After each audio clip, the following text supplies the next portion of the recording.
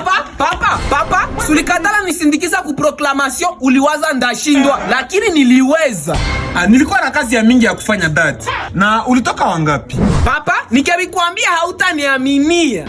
Sitaviaminia. Usiniambie kama ulitoka mwa 10 dad. Mimi nakumbuka la fois passée ulitoka kwa 85 na nilipa na rouge. Dad, ulitoka wangapi? Papa, nikikwambia kwenye nilitoka utashangala. Mimi najua uko na akili sawa motari, lakini saa zimoya unaweza ni surprendre. Niambie basi, ulitoka wangapi dad?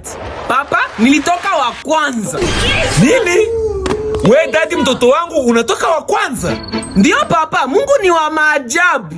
Ndio kabisa, Mungu ni wa maajabu sana. Mama dadi, kama ile kuku ichinje, dadi akule asa alitoka wa kwanza. Papa, kama hauniaminie, kamata wewe peke uone kulisti. Jesus.